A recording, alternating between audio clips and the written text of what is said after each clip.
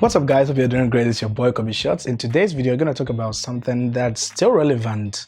Yes, in my opinion, I'm sure that you're also going to share in that idea that's still relevant. And if you're starting out in photography, this beast of a camera, the Canon EOS 6D, is going to be your perfect bet.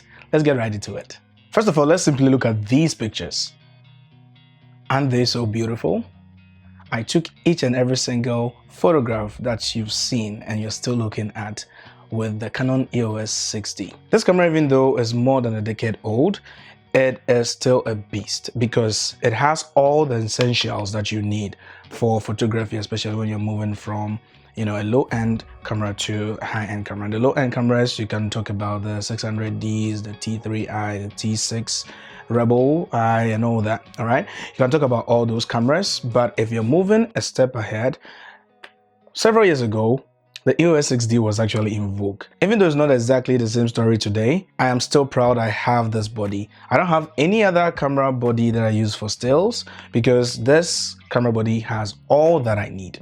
All right, so let's talk about the essentials, the reason why I still have this camera and I still know and believe that it is still relevant in the year 2023. First of all, let's look at the form factor. The form factor is quite small.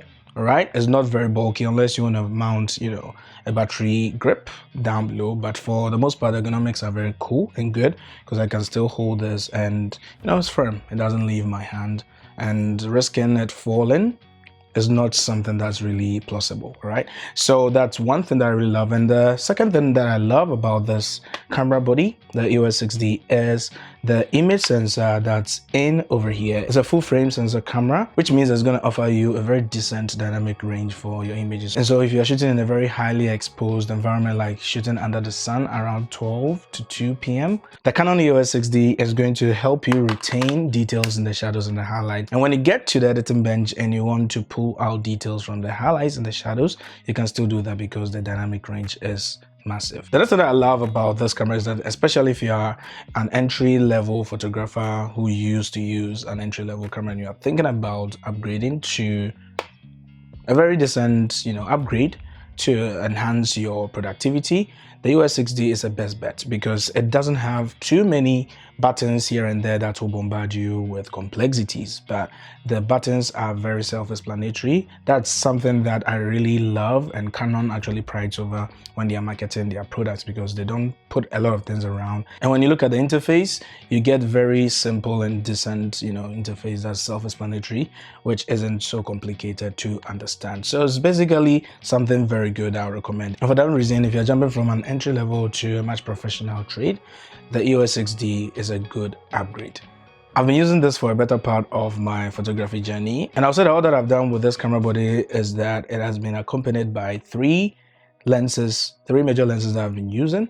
Right, I still have the Canon 50mm, which is an EF mount, of course, which sits directly onto the camera body, and it gives me decent images. So when you're starting out, let's say you're jumping to a much professional choice, let's say jumping from entry level to the EOS 6D, for instance, when you have the 50mm, it's going to help you to blur the background even further. Let's say if you are moving from a kit lens to a much desirable lens, the 50mm 1.8, which indicates that it's a very fast lens, together with the full frame image sensor that you have sitting in the EOS 6D, is going to allow you, first of all, with dynamic range, it's going to provide you with more effectiveness when it comes to image or subject isolation from a myriad of so much distractions in the background. So if you're looking at blurring your background very well, an upgrade of the 50mm sitting on the 6D is a very good choice when you're starting out. And once that you notice that you are better off and you can go into much more expensive lenses, let's say you have enough in your bank account,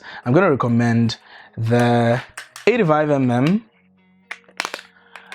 1.4 from Sigma, which is just great. Even though it's a beefy lens, it is going to also allow you to, allow in more light with the EOS 6D. All right, I used to have the 16 to 35mm, which I used to shoot a lot of wide angle portraits. And that's exactly how I learned how to shoot wide angle. But unfortunately, I lost it because it hit the ground and it broke. All right, so now I use the 18 to 35mm 1.8 also from Sigma, and it's a very decent lens to go very wide. And once again, because the full frame image sensor sitting in the EOS 6D, you're gonna be able to cover more width in your frame.